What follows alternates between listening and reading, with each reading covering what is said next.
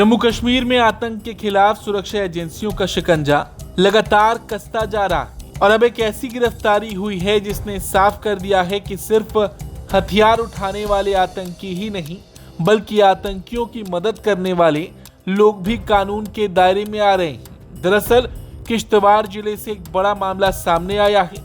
यहाँ पुलिस ने एक मस्जिद के मौलवी को गिरफ्तार किया है, जिस पर आरोप है कि वो पाकिस्तानी आतंकियों को पनाह देने के साथ साथ उन्हें हर तरह की मदद पहुंचा रहा था। पुलिस का कहना है कि ये गिरफ्तारी इलाके में सक्रिय आतंक के पूरे सपोर्ट सिस्टम को खत्म करने की दिशा में एक बड़ी कामयाबी मानी जा रही है। गिरफ्तार आरोपी की पहचान मोहम्मद रफीक नाइक के रूप में हुई। वो किश्तवाड़ के सिंहपुरा इलाके के द्वाथर गांव का रहने वाला है और कलासोई इलाके की एक मस्जिद में इमाम के तौर पर सेवाएं दे रहा था।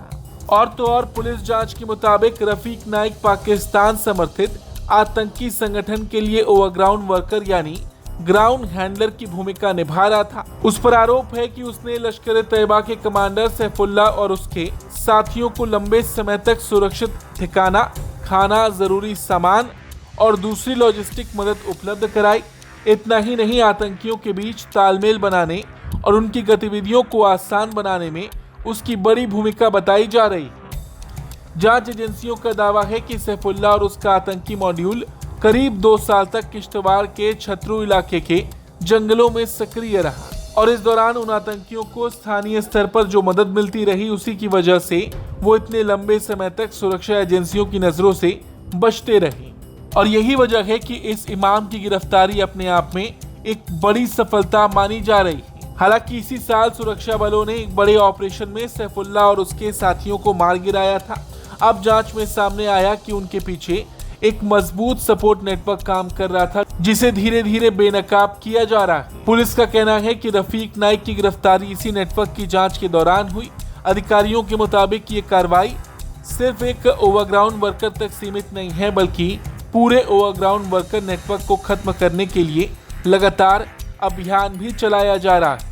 इस मामले में इससे पहले भी 2 लोगों को गिरफ्तार किया जा चुका है। इनमें मुनीर अहमद और मशकूर अहमद शामिल हैं। पुलिस सूत्रों के मुताबिक मशकूर अहमद पेशे से एक स्कूल टीचर है और उस पर भी उसी आतंकी मॉड्यूल को लॉजिस्टिक और कम्युनिकेशन सपोर्ट देने का आरोप है। पुलिस का कहना है कि जांच अभी कई दिशाओं में आगे बढ़ रही है। सुरक्षा एजेंसियां उन सभी लोगों की पहचान करने में जुटी हैं जिन्होंने किसी भी तरह से आतंकियों की मदद की या उनके लिए काम किया। आने वाले दिनों में इस नेटवर्क से जुड़े और भी लोगों पर कार्रवाई हो सकती है। कुल मिलाकर संदेश साफ है कि आतंकवाद के खिलाफ लड़ाई सिर्फ आतंकियों तक सीमित नहीं रहेगी।